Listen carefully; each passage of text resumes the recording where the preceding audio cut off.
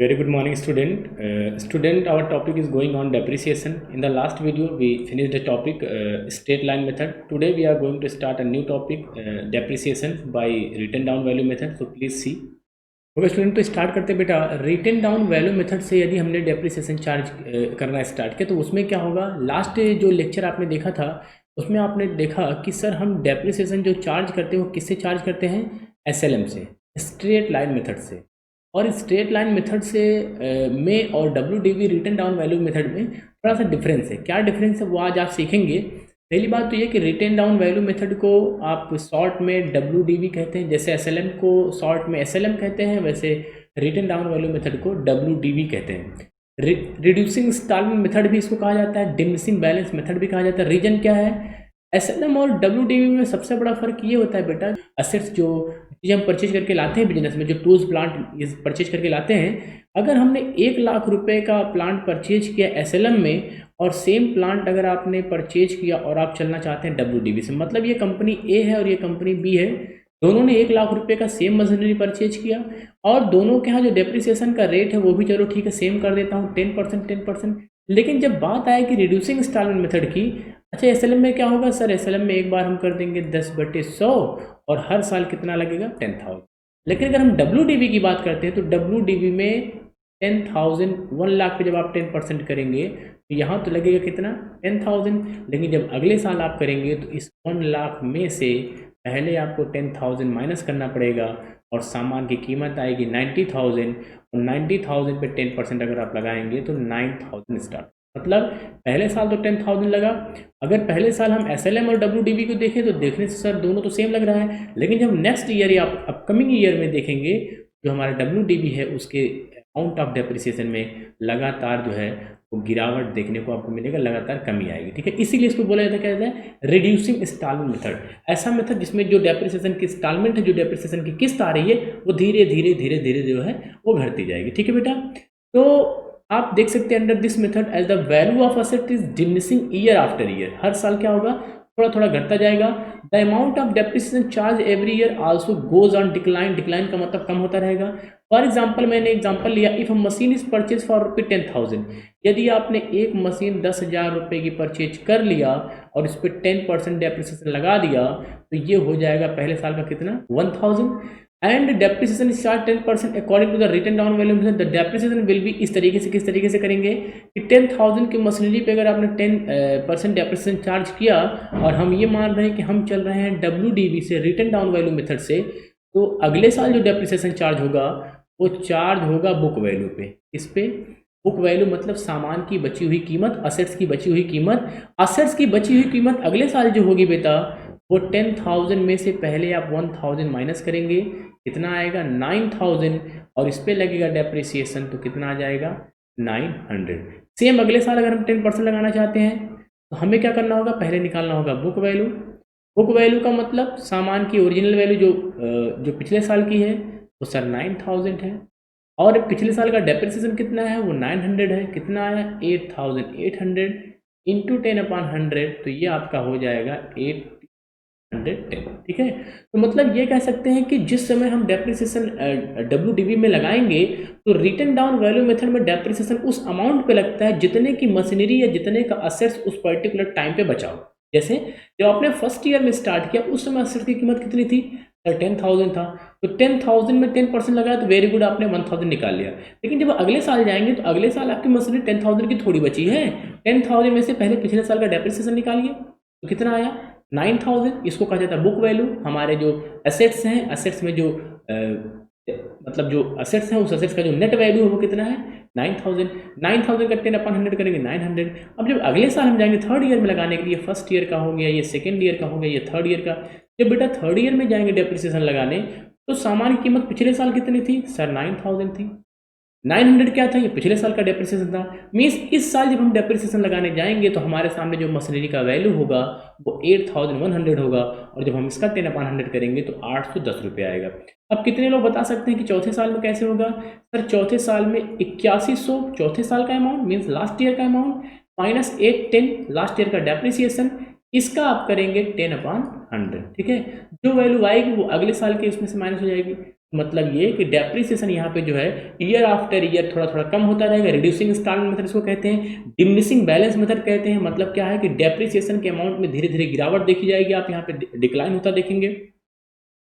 और एक चीज ध्यान रखेंगे कि रिटन डाउन वैल्यू मेथड में जब डेप्रिसिएशन चार्ज करते हैं वो लास्ट ईयर का actual value of the assets means actual value of the assets कैसे आएगा या book value of the assets कैसे आएगा, असेट्स की कीमत में से पिछले साल के सारे डेप्रिसिएशन माइनस कर देंगे तो जो वैल्यू बचेगी वो आपका नेट वैल्यू होगा, बुक वैल्यू होगा, उसी वैल्यू पे आप डेप्रिसिएशन लगाएंगे जैसे आपने यहाँ पे देखा। ठीक है, यहाँ देख सकते हैं it will be observe that from the above calculation that each year depreciation is calculated on the book value of the assets and beginning of that year rather than on the original cost. हम SLM में क्या करते थे, अगर एक बार 10,000 पे start किया तो 10,000 पे हर साल लगता था, इसीलिए उसको कहा जाता था इक्वल इंस्टॉलमेंट में। अगर 10,000 पे आप हमेशा 10% लगाएंगे तो वैल्यू में कोई चेंजिंग नहीं होगी, 1,000 1,000 1,000 चाहे आज लगाओ चाहे 10 साल बाद लगाओ। ये था एसएलएम। लेकिन डब्ल्यूडीवी में थोड़ा सा आपको ध्यान देना है कि पहले आपने 10,000 पे 10% तो लगाया, 1,000 सेम, लेकिन नेक्स्ट ईयर 10,000 में से पहले पिछले साल का डेप्रिसिएशन माइनस करिए। Means what is the exact value of assets at that time, उस समय कितना उसका असेट्स की कीमत थी, उस पर्टिकुलर असेट्स को हम पाएंगे कैसे, असेट्स माइनस पिछले साल का डेप्रिसिएशन, असेट्स की शुरू की कीमत माइनस घटी हुई वैल्यू या डेप्रिसिएशन जो पहले से लग चुका है। ठीक है बेटा, यहाँ पे एक फार्मूला के तौर पर आप देख सकते हैं कि बुक वैल्यू को निकालने के लिए सामान की ओरिजिनल की कीमत में से total assets total depreciation due date. ठीक है, तो अगर सामान की कीमत 10,000 इसमें से अब तक का कुल डेप्रिसिएशन माइनस कर देंगे तो आपको बुक वैल्यू मिल जाएगी और इसी पे आप सीधे जो है लगा देंगे डेप्रिसिएशन। क्वेश्चन देखते हैं बेटा, Rohini cement limited purchased on 1 April 2013 a plant for ₹80,000। Rohini cement limited ने एक प्लांट परचेज किया 80,000 रुपये का ऑन 1 जुलाई 2014। 1 जुलाई 2014 को it purchased additional plant for ₹48,000। पहले हम सेशन कंप्लीट करते हैं। लास्ट वीडियो से हम देखते आ रहे हैं कि किस तरीके से हम क्वेश्चन जो है वो सॉल्व करते हैं, तो एकदम धीरे धीरे क्वेश्चन को करेंगे, सभी लोग समझेंगे। सर 1 अप्रैल 2013 से सेशन स्टार्ट हुआ और ये क्लोज होगा 31 मार्च 2000। Very good student. अब आप बताओ 1 अप्रैल 2013 से स्टार्ट हुआ और जाके खत्म होगा कब, 31 मार्च 2014 का। यहाँ पे M1 आप परचेज करके लाए, M1 जिसकी कीमत कितनी थी 80,000 रुपये की एक मशीनरी आपने परचेज किया ऑन 1 जुलाई 2014। देखने से तो 14 लग रहा है लेकिन 14 इसके बाद आएगा, क्यों? अब कितने लोग बता सकते हैं कि अगला सेशन क्या होगा? सर अगला सेशन हमारा स्टार्ट होगा 1 अप्रैल 2000 1 अप्रैल 2014 टू 31 मार्च। ये बात मेरी समझ में शायद आ रही होगी सबको कि किस तरीके से आपको करना है। 1 अप्रैल 2013 से हमने सेशन को स्टार्ट किया, एक 80,000 रुपये की मशीनरी M1 को परचेज किया, सेशन को कंटिन्यू किया, 31 मार्च 2014 तक ले गए। देन आफ्टर 1 अप्रैल 2014 का नया सेशन स्टार्ट किया और देखने से लग रहा है क्वेश्चन कि ऑन 1 जुलाई मीन्स अप्रैल मई जून जुलाई दूसरे सेशन में, ये आपका फर्स्ट ईयर, ये आपका सेकेंड ईयर, यहाँ पे आप इस तरीके से जुलाई में 1 जुलाई 1 जुलाई 2003 को M2 परचेज किया, मशीनरी नंबर 2 जिसकी कीमत 48। ये बात आपको समझ में आई? On 1 December 2015 the plant purchased 1 दिसंबर 2015। क्या इसमें आएगा 1 दिसंबर 2015? सर देखने से तो लग रहा आ जाएगा, लेकिन बेटा देखो 31 मार्च 2015 तक ही इसका रेंज जाएगा और अगर दिसंबर की बात करेंगे तो ये आगे वाले अपकमिंग ईयर में आएगा, इसमें नहीं आएगा। तो हम चलो थर्ड ईयर की भी बात करते हैं। हमारा थर्ड सेशन कब से स्टार्ट होगा? सर हमारा थर्ड सेशन स्टार्ट होगा 1 अप्रैल 2015 से 31 मार्च 2000। अब देखो क्या इसमें हो रहा है? बिल्कुल हो रहा है। ऑन 1 दिसंबर 2015 लगभग यहाँ 1 दिसंबर 2015 को हुआ क्या? The plant purchase on 1 April 2013। जो M1 आपने परचेज किया था, M1 यही तो है, 1 अप्रैल 2013 को कौन सा परचेज किया था, यही तो है बेटा।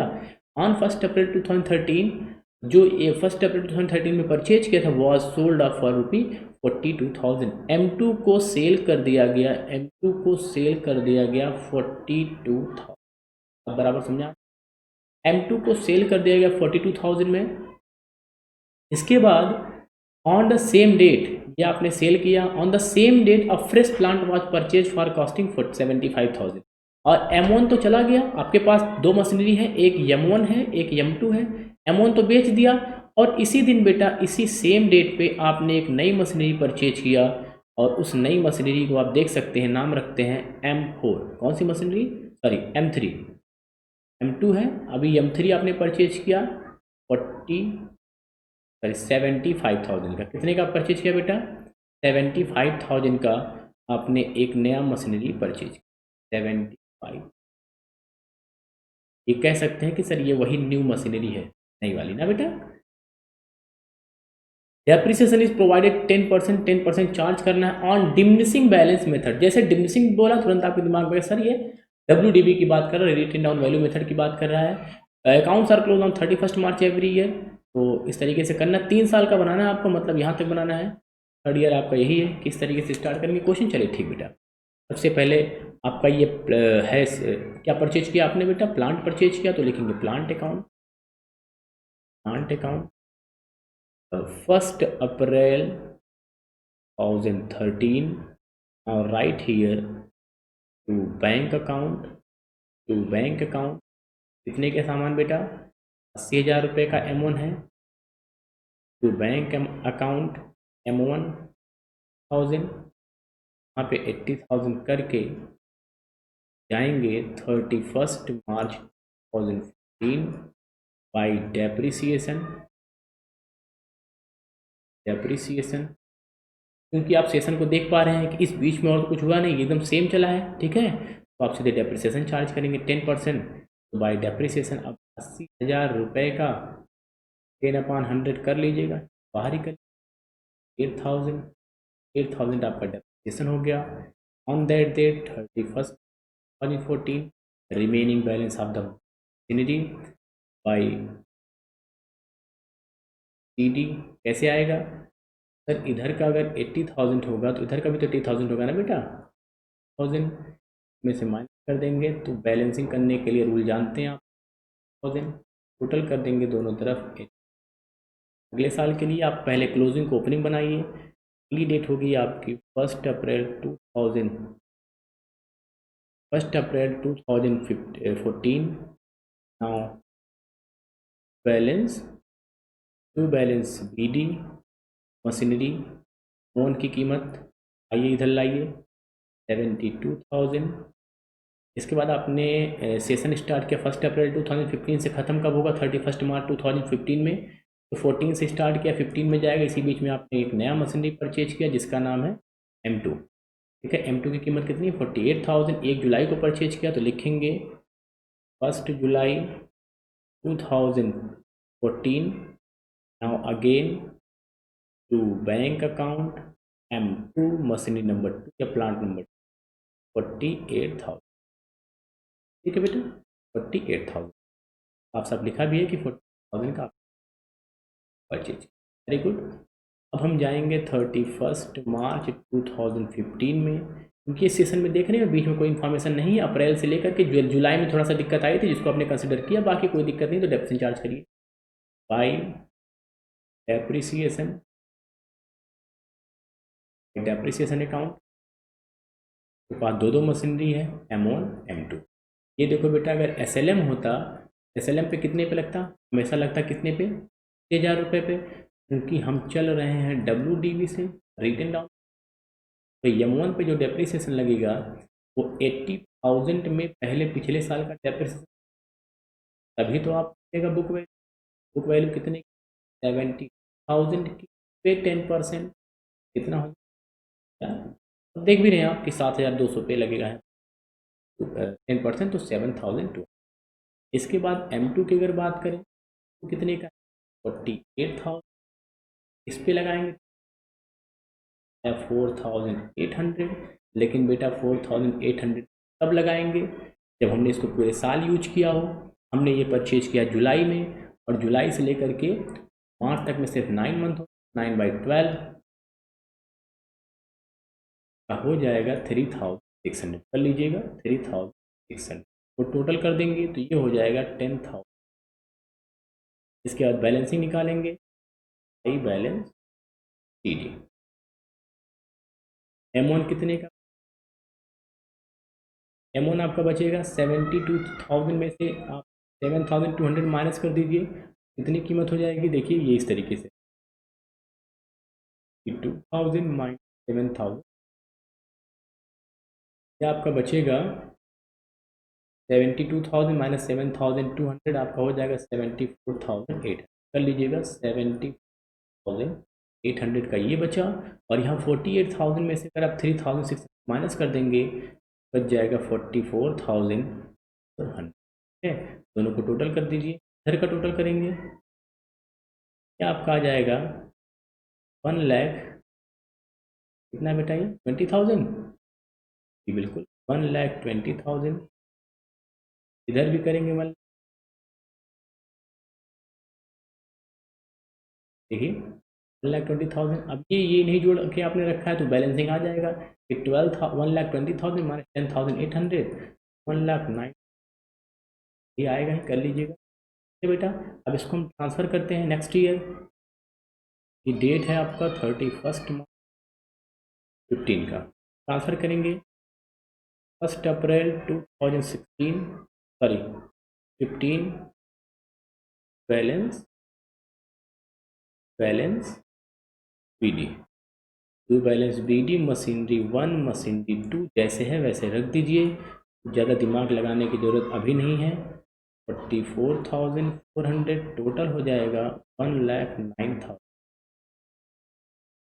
स्टूडेंट अब हम नेक्स्ट ईयर में आ चुके हैं, हमें पता है कि सर ये सेशन हमारा 1 अप्रैल से स्टार्ट होकर के, अप्रैल 2015 से स्टार्ट होकर के 31 मार्च 2016 तक जाएगा, और यहाँ पे देख पा रहे होंगे आप लोग कि ये चीज़ जो है, ये ड्यूरेशन 1 दिसंबर 2012 को आपने M1 को बेच दिया, M1 को बेचेंगे तो डेट क्या है, दिसंबर 2015, और यहाँ पे लिखेंगे सीधे बाई बैंक, जैसे आपको पता है कि हम जब बेचते हैं तो बाई बैंक लिखते हैं। 42,000 में सेल किया तो कीमत रख दीजिए पूरी 40, ठीक है। लेकिन सबको पता है बेटा, अगर हम वर्किंग नोट में देखें तो हमारी ये जो मशीनरी है इसकी कीमत देखिए यहाँ पे M1 की 1 अप्रैल 2015 को M1 जो है 1 अप्रैल 2015 को M1 की कीमत है 54, और फिर से देख लो 74,800 है, 74,800, ठीक है बेटा। 1 अप्रैल 2015 को अगर आप इसको 74,800 का मशीनरी जो कि 1 अप्रैल 2015 को है, अगर आप इसको इसी दिन बेच देते तो नो प्रॉफिट नो लॉस होता, लेकिन आपने इस दिन बेचा नहीं, आपने इसको कब यूज किया, इसको यूज किया है पूरे पूरे 9 मंथ, क्या यूज किया 9 मंथ, कैसे पता चला, आपने इसको जो बेचा है वो बेचा है 1 दिसंबर, सॉरी 8 मंथ यूज किया है, कैलकुलेट कर सकते हैं आप। अगर देखेंगे अप्रैल से लेकर के दिसंबर एक छोड़ दीजिए तो नवंबर तक, अप्रैल से नवंबर के बीच का जो मंथ होगा, इसके बाद लिखा है 1 दिसंबर, तो 1 दिसंबर को थोड़ी कंसिडर करेंगे, एक पहले 1 डेट को ही तो बेच दिया, 8 मंथ, ठीक है। तो अब आप डेप्रीसिएशन लगाएंगे, कैसे लगाएंगे डेप्रीसिएशन 8 मंथ का, ठीक है। हमें पता है कि 74,800 पे जब हम डेप्रीसिएशन लगाएंगे तो हो जाएगा 10/100, जो कि हो जाएगा 7480, 7,480, क्योंकि इसका 8 मंथ का निकालना है तो 8/, कर दीजिएगा, 4 2 जा 8, 4 3 जा 12, 3 से काट लीजिए इसको। स्टूडेंट वर्किंग नोट देख लेते हैं बेटा, 1 अप्रैल 2015 को M1 मशीनरी जो है, M1 मशीनरी की कीमत आप देख पा रहे होंगे 64,800, कितनी कीमत है बेटा 64,800, ठीक है। 64,800 आया कैसे, ये देखिए पिछले साल ये 4 था बेटा 64,800, ठीक है, आप करके देख लीजिएगा। 64,800 अगर आया है ये कीमत और 1 अप्रैल 2015 का है, तो फिर हमें क्या करना पड़ेगा, इसे, इसको आपने इसी दिन तो बेचा नहीं, इसको आपने 9 महीने और यूज किया है, 9 मंथ, और 8 मंथ और यूज किया है। अब 8 मंथ कहाँ से आया, आपने यूज किया बेटा इसको अप्रैल 2015 से दिसंबर 2015, क्योंकि 1 दिसंबर है, दिसंबर को छोड़ दीजिए, अप्रैल से लेकर के नवंबर तक का महीना कितना हो जाएगा, 8 मंथ हो जाएगा पूरा, ठीक है। अब इसको 8 मंथ का डेप्रिसिएशन निकालना पड़ेगा, आप अब लिखेंगे डेप्रिसिएशन फॉर 8 मंथ, कैसे निकलेगा 64,860 10/, इंटू 8/8/12, ये 10/100 रेट अपॉन 100 है, इंटू 8/12 ये टाइम पीरियड डिवाइडेड बाई 12। ठीक है बेटा, ये कैलकुलेट कर लीजिएगा बेटा, ये आपका हो जाएगा 4320। ये बताओ 4800 की मशीनरी में से अगर 4320 माइनस कर दिया जाए, ये किस चीज़ का वैल्यू है?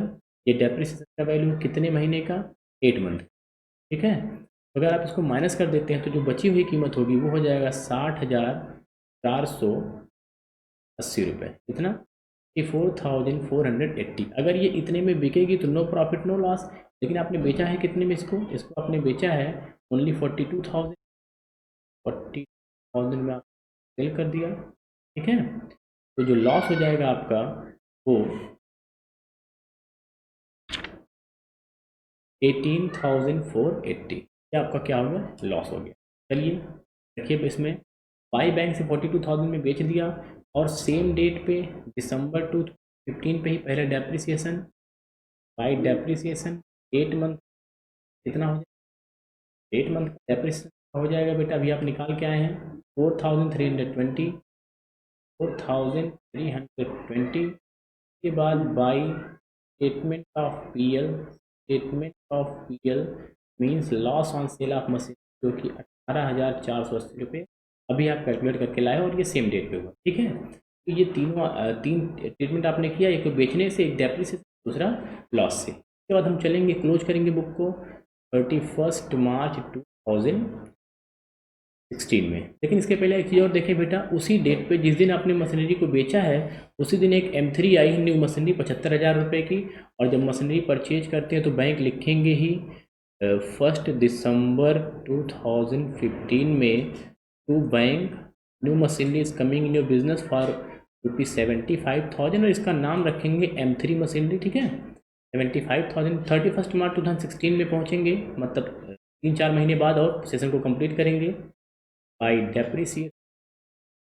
डेप्रिसिएशन अकाउंट के पास M1 M2 और M3 तीन मशीनरी थी, लेकिन पहली मशीनरी पे नील हो जाएगा क्योंकि पहली मशीनरी जा चुकी है। दूसरी मशीनरी पे डेप्रिसिएशन की बात आएगी, तो दूसरी मशीनरी आई कितने की थी बेटा? 48,000 की। और 48,000 की मशीनरी देखो यहाँ पे ये चीज़। सेकेंड मशीनरी की अगर हम बात करें तो ये 48,000 की आई थी, जिसमें 3,600 रुपये डेप्रिसिएशन लग चुका है ऑलरेडी। और अब जो कीमत बचेगी वो हो जाएगा 44,400 पे 10% आपका डेप्रिसिएशन जो हो जाएगा वो 4,440 रुपये सेकेंड मशीनरी के लिए। तो लिखेंगे M के लिए 4,440। और M3 जो अभी अभी आई है, M3 कितने की आई बेटा? 75,000 की। 75,000 पे 10/100 करेंगे तो 7,400 7,500। और 7,500 पूरे साल का तो है नहीं, इसको करना पड़ेगा 4/12। ठीक है, क्यों 4/12? दिसंबर से लेकर के मार्च तक में फिर सिर्फ 4 मंथ होंगे, 4 महीने, तो 3 से डिवाइड कर देंगे, आएगा 25। रख दीजिए यहाँ पे 1,500 टोटल, इसको ऐड करेंगे कि आपका हो जाएगा 6,940।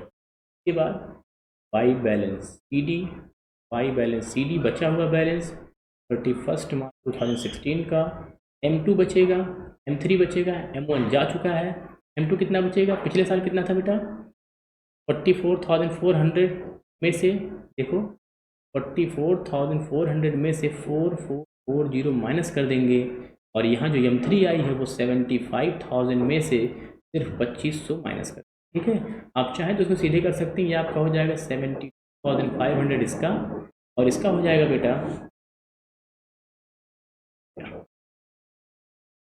39,960। ठीक है, ये आप कर देंगे। इसके बाद दोनों तरफ टोटल कर दीजिएगा, अमाउंट में कोई दिक्कत नहीं, अमाउंट आपका उतना ही आएगा।